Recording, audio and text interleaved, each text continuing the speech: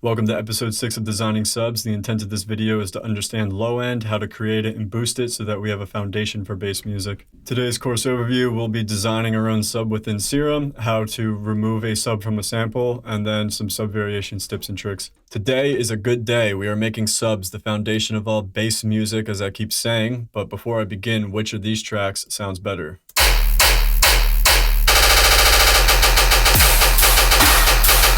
And then there's this one.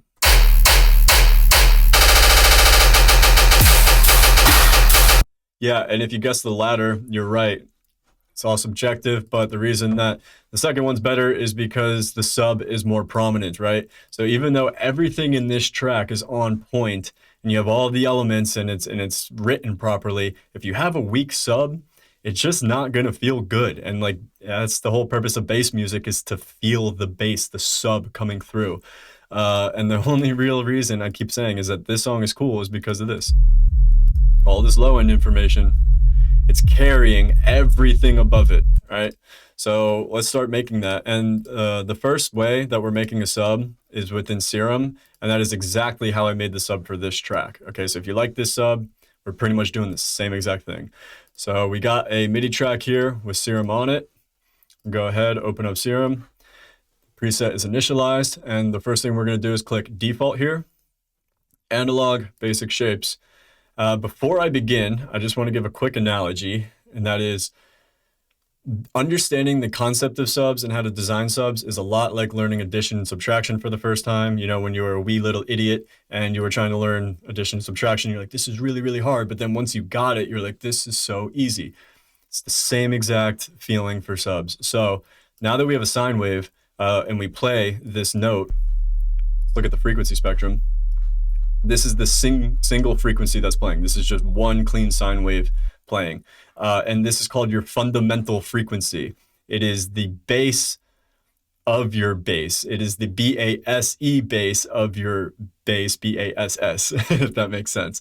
And everything builds off of this. This is like the concrete foundation of the house that we're building, the house being like the entire song. But we can make the concrete foundation a lot stronger. And the way we're gonna do that is first, turning off the random knob, because if random is all the way up, you see this little yellow playhead marker. Every time we press play, it's just going to jump around. So if we keep it all the way down, if we keep random all the way down, your sub is going to play consistent the entire time. So let's go ahead and beef it up by clicking this pencil icon on the top right of the sine wave.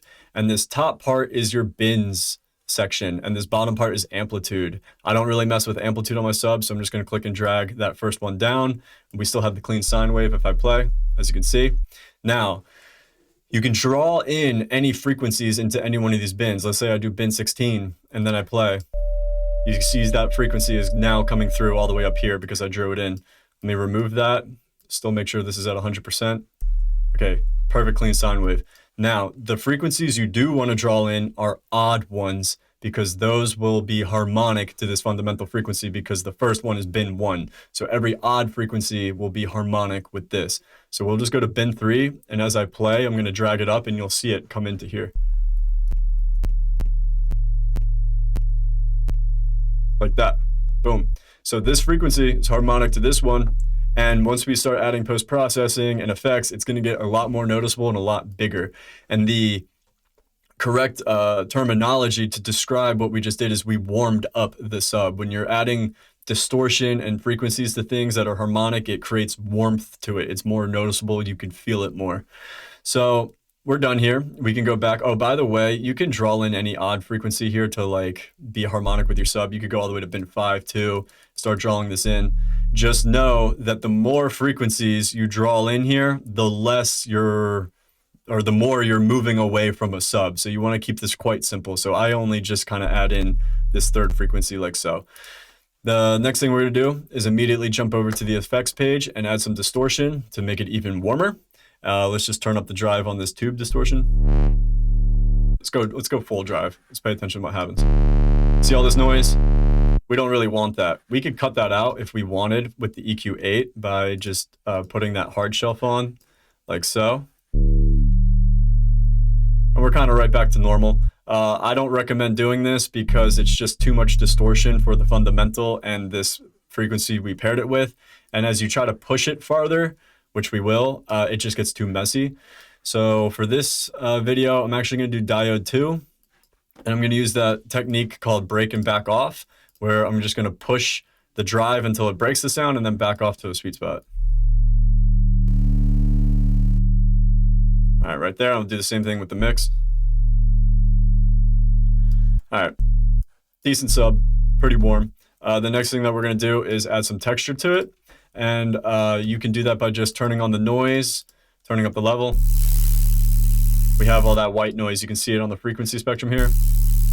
Sub, noise, it just adds a nice layer to it to texturize it. So what I'm actually going to do is search white noise in my browser because I don't like any of the stock Serum features in here. And I really like this noise. So I'm just going to click and drag it into this window. You can now hear it. Cool. I want that a little bit louder. So what I'm going to do is turn on the filter, put the cutoff all the way up, and then turn the drive up, and everything's going to get louder. Actually, I'm not going to do that because it's just going to destroy the sub, and I don't want to do that right now. So let's just keep it at this. The last thing that we'll do in here is add some pitch movement to it. So let's click on LFO2, and we will go to the matrix page for this. And I'm going to click and drag this LFO2 into this first source box in the first lane. The destination, we're going to go down to Global Master Tune. What this is going to do is this little blue smurf at LFO2 is going to change the entire tune and pitch of all of the sounds coming out of Serum. I'm going to change the type to unipolar, sorry, one direction. And then I'm going to move the amount 12 semitones. And then when I press play, this sub is going to go from the key of D all the way up to the next key of D, because this is a 12 semitone ramp up, and then back down. As you can see, it's super wobbly. You can even see it moving down here because we're changing pitch, moving left and right. But that's too annoying. So what I'm going to do is actually just move this down. Right, way more subtle. We can even make it longer by changing it to a half bar. We can even do a shape like this. So you get the idea of how you can start to add more life to your sub by having these pitch movements. If you do a very sharp curve like this, it adds a pitch transient, which is really heavy and heavily used in tear out guns and stuff, because this hard impact of that pitch transient literally makes your sub like impact through the speakers, and you can feel it like how you would a real gunshot. For this video, we'll just keep it at that. Let me exit out of this, and we're done with Serum. That's literally all I would do. And then I would duplicate that MIDI track, freeze and flatten that duplicate. Boom, it's audio. And now we have it, as you can see. And what we can do is go to our customs folder that we did in the beginning in the bootcamp series, and I'll go to my subs folder. I'll click on this audio file that we just sampled. I'll right click it, show in Finder. There it is.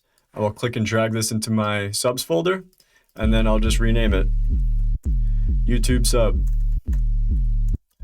Cool, now I own it, and I can just click and drag it right back into the project or any project that I wish, and that is how you synthesize a sub.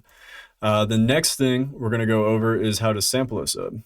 All right, I should have said crop a sub because that's probably the right terminology. And the way that this works is you just search a bass loop. Say I like that. I click and drag that onto an audio track. I'll double click warp to make sure that's 140 beats per minute.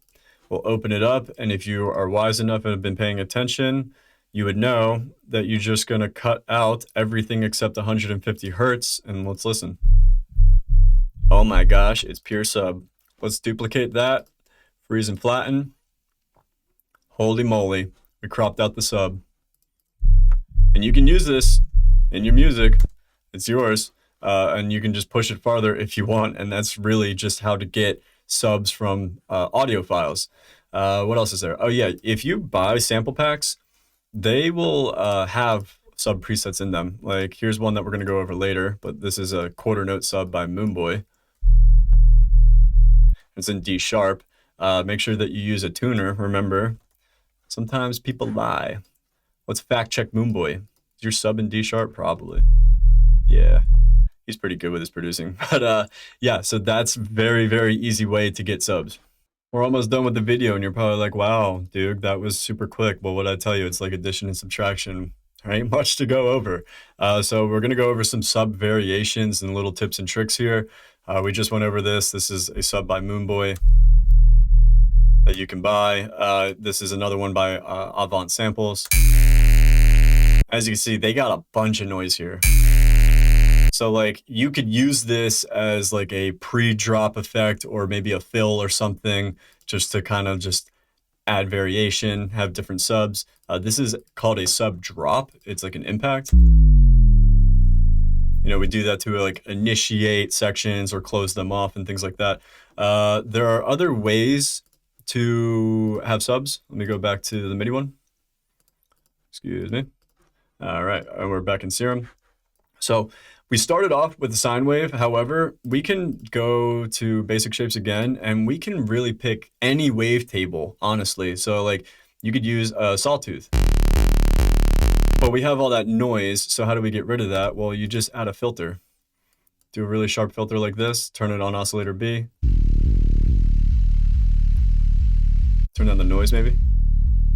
Yeah, boom, we have a sub again. It's obviously not as clean and like as strong as the sine wave, but I mean, it'll still work.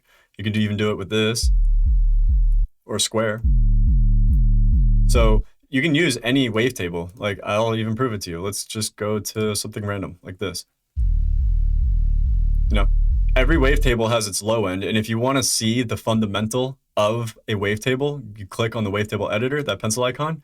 Remember, bin 1 is always the fundamental of a wavetable. So this here is the sub range. If I want to make it louder, just click and drag it up. And then boom, we got it. So remember that like subs don't always have to be sine waves. It can be any audio file. As long as it has low end and you can boost it, make it sound clean, it works. If you remember when we went over the navigation of Serum, we were talking about respaces. All these guys. Well, check out this video of Samplifier. He made a track. Oh my god, my video editing program. He made a track called Berserker, and it's like Viking themed, and he really gives good input. So check this out. Another kind of unique take on this one was to replace the standard sub we have in dubstep, like the sine wave type sub, with the respace, and I kept most of it. You know, I kept the high frequencies, mid-range, low, so that it feels kind of dirty and messy. And, it's on purpose, I didn't make that track to be clean. I wasn't aiming for, the typical clean dubstep track. I was going for something different. So his track is themed around Vikings and being a berserker. So obviously a clean sine wave doesn't fit that aesthetic. So he went with a Reese being like the most aggressive, disgusting bass that you could probably find, and used that as the sub foundation for his track, which I think is really smart and really wise because it makes the track have more character and come to life. So don't get hung up on what everyone says. Oh, you must have a clean sine wave and it must not clip, and shut up. Any low end will work if you use it properly and you push it properly. It's subtraction and addition. There isn't no professor going around saying, well, maybe you do have professors going around saying that addition and subtraction are done a specific way. But when you're in art, you can just do whatever the hell you want. So that's subs for you. I do want to note real quick, I recommend doing this. If you did make a sub with me, if you copied this exact thing that I did, put it within your base group on that default project and save that template as your default project. That way, when you open it up, your sub that you synthesized is right there for us to play with later once we get to that part. Lesson 6, done out of the schoolhouse. That is a fantastic lesson. And I gotta say, if you've made it up to this point and you've watched all of the content and you've been following along and learning, I gotta say, like, I am so proud of you. And I genuinely mean that, because we're finally reaching this point where if you stuck around this far, I'm pretty sure you're going to stick around for the rest of it, because we're finally at this point where like we're going to start designing cool stuff and really start producing. I know earlier I said that I think in boot camp, and I lied, and I did. But anyways, this is like the part where things start to get cool. The next video, we're getting into bass synthesis, and I'm just going to be making a random bass so that we can pair that with our sub later. So I'll catch you over there. Thanks for watching.